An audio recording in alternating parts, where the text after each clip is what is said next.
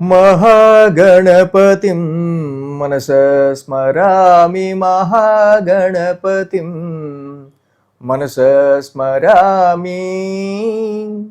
TR creations family అందరికీ నా హృదయపూర్వక ధన్యవాదాలు.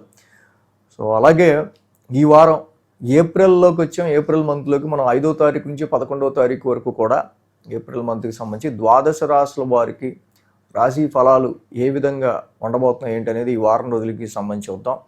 ఈ వారం మేజర్ ట్రాన్సిటల్ చేంజ్ విషయానికి వస్తే కనుక కుజుడు మీనరాశిలో రవితో శనితో యుతి కట్టబోతా ఉన్నారు. అలాగే ఇక్కడ చంద్రుని యొక్క సంచారం కూడా చూస్తే తుల, వృశ్చికము, ధనస్సు, మకరం మీదుగా చంద్రుని యొక్క సంచారం కూడా ఈ 4 రాశుల మీదుగా ఉంది. సో అదేవిధంగా మిగతా గ్రహాల యొక్క ట్రాన్సిట్ కూడా మనం చూస్తే శుక్రుడు మేషరాశిలో, మిథునంలో గురుడు, సింహంలో కేతువు, రాహువు కుంభరాశిలో గోచారంలో ఉంటున్నారు. బుధుడు కూడా అసలు చెప్పకూడదు కానీ బుధుడు నిజంగా ఆయన కూడా కుంభరాశిలో గత 2 నెలలుగా టెస్ట్ వేసుకుని రాహుతో పాటు కూర్చుని ఉన్నారు. ఇక అదేవిధంగా మీన రాశిలో కుజ, శని, రవుల యొక్క యుతి అయితే జరుగుతూ ఉంది. సో ఈ విధమైన ట్రాన్సిట్ ఆధారంగా, గోచారం ఆధారంగా, చంద్రగమనం ఆధారంగా ద్వాదశ రాశుల వారికి సంబంధించి ఈ యొక్క వారం ఎలా ఉండబోతుంది ఏంటనేది చూద్దాం. మేషరాశి వారికి ఈ వారం యోగిస్తున్న గ్రహాల విషయానికి వస్తే వీళ్ళకి రాశిలో శుక్రుడు యోగిస్తున్నారు, లాభంలో రాహు యోగిస్తున్నారు, లాభంలో బుధుడు కూడా యోగిస్తున్నారు.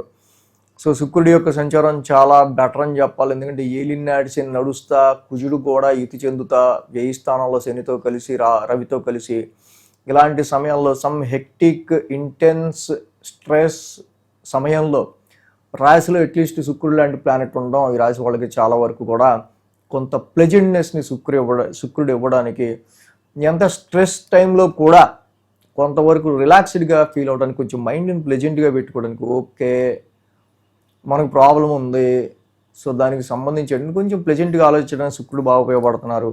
రాహు కూడా లాభస్థానంలో ఎప్పటి నుంచి చెప్తున్నా ఏలినాడు శని నడుస్తున్నప్పటికీ కూడా వీళ్ళకి వెన్ను దన్నుగా ఉండి ఎక్కడా కూడా లాస్ రాకుండా ముందుకు నడిపిస్తున్న వాడు రాహువు. అలాగే బుధుడి యొక్క సంచారం కూడా గత 2 నెలల నుంచి వీళ్ళకి లాభస్థానంలో ఉంది. బుధుడి యొక్క సంచారం కూడా చాలా మంచిదే. షార్ట్ జర్నీస్ త్రూ కావచ్చు, చాలా వరకు చిన్నపాటి ప్రయాణాల వల్ల అయినా, మీడియా ఫీల్డ్లో కమ్యూనికేషన్ రంగాల్లో ఉన్న వాళ్ళకి కావచ్చు, మీ శత్రువుల ద్వారా మీరు లాభపడడానికి కావచ్చు, ఈ సమయం చాలా వరకు కూడా ఆరోగ్య పరిస్థితులకి సంబంధించిన విషయాల్లో కూడా అనుకూలమైన పరిస్థితులు మీరు పొందడానికి సంబంధించి ఇక్కడ మేషరాశి వారికి లాభస్థానంలో ఉన్న బుధుడు బాగా ఉపయోగపడుతున్నారు. అదేవిధంగా ఈ రాశికి మనం చూస్తే కనుక మెయిన్గా 7, 8, 9, 10 స్థానాల మీదుగా ఇక్కడ చంద్రుని యొక్క సంచారం మనకు కనిపిస్తూ ఉంది. ఏదైతే 7th హౌస్ నుంచి ఇక్కడ చంద్రుని యొక్క సంచారం ఉంటాం, ఆదివారం శనివారం 2 రోజులు కూడా ఈ రాశి వాళ్ళకి అనుకూలంగా ఉందనే చెప్పాలి. 7వ స్థానం నుంచి చంద్రుని యొక్క సంచారం ఉంది. బట్ అఫ్కోర్స్ అక్కడ ఆ రాశ్యాధిపతి శుక్రుడు కూడా ఈ రాశికి చక్కగా రాశిలోనే ఉన్నారు.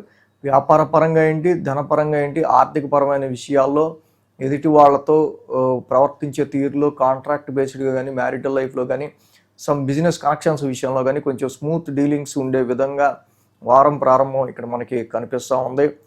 సోమ మంగళవారాల్లో మనం చూస్తే కనుక ఈ రాశి వాళ్ళకి మెయిన్గా వాహనాలు నడిపే విషయంలో కానీ, స్థిరాస్తుల కొనుగోళ్లు అమ్మకాల విషయంలో కానీ, మదర్ హెల్త్ విషయంలో కానీ, అండ్ అలాగే గృహానికి సంబంధించి కొన్ని కంఫర్ట్ సిచ్యువేషన్స్కి సంబంధించిన విషయాల్లో ఇక్కడ చాలా వరకు కూడా ఒక ఇంటెన్స్ అనేది, ఆరోగ్యానికి సంబంధించిన విషయాల్లో కొంచెం జాగ్రత్త వహించడం, అదర్ సోర్సెస్ ఆఫ్ ఇన్కమ్కి సంబంధించిన విషయాల్లో కొంచెం ఇక్కడ ఈ రాశి వాళ్ళకి కొంచెం స్ట్రకింగ్ ఫీలింగ్ ఎక్కువగా ఉండటం మనకి ఇక్కడ గమనించదగిన విషయం.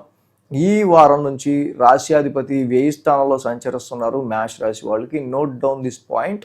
సో కాబట్టి వీళ్ళకి కొంచెం ఎక్కువ స్ట్రెయిన్ అండ్ స్ట్రెస్, కొంచెం లూజింగ్ ఆఫ్ ఎనర్జీ విషయంలోనూ, ఆరోగ్యపరమైన విషయంలో కొంచెం కేర్గా ఉండాల్సిన అవసరం మనకి ఇక్కడ జనరల్గా మేష రాశి వాళ్ళకి కనిపిస్తూ ఉంది. అలాగే బుధ, గురు, శుక్రవారాల్లో చూస్తే కనుక భాగ్యస్థానంలో చంద్రుని యొక్క సంచారం. ఆల్రెడీ ఆ రాశ్యాధిపతి గురుడు వీళ్ళకి 3వ స్థానంలో ఉన్నారు.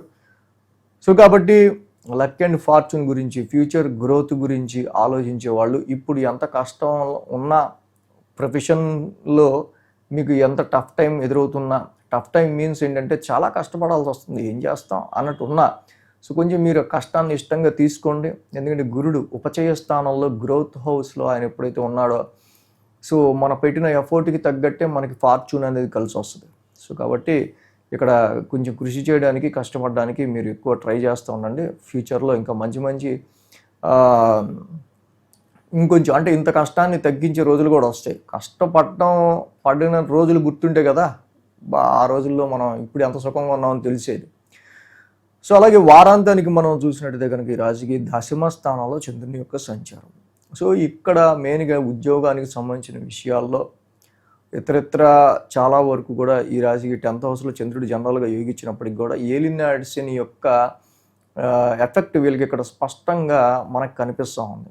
కాబట్టి ఈ వారం నుంచి రాబోయే చిన్న చిన్నపాటి టెన్స్డ్ ఇష్యూస్, స్ట్రెస్‌బుల్ ఇష్యూస్‌ని మీరు డీల్ చేయటంలో చాలా వరకు కూడా కొంచెం కూల్‌నెస్, కామ్‌నెస్, సమ్ ఫోకస్ అనేది చాలా అవసరం. ఎక్స్‌పెండిచర్స్ విషయంలో కానీ, ప్రొఫెషన్‌కి సంబంధించి తీసుకునే డెసిషన్స్‌లో కానీ కొంచెం జాగ్రత్తగా తీసుకోవాల్సిన అవసరం మనకి ఈ రాశి వాళ్ళకి, మేషరాశికి మనకి మెయిన్‌గా కనిపిస్తూ ఉంది. కాబట్టి దీనికి సంబంధించి ఏంటంటే మెయిన్ వ్యయ స్థానంలో కుజుడి యొక్క సంచారం, రాశ్యాధిపతి ఉన్నారు కాబట్టి మీ రాశ్యాధిపతి అయిన కుజుడికి ధరణీ గర్భ సంభూతం. మీరు ఎంత చదువుకుంటే ఈ మంత్రం అంత మంచిది. ఏలినాటి శని నడుస్తూ ఉంది. చాలా tough time. This is very professional. This is very tough time actually.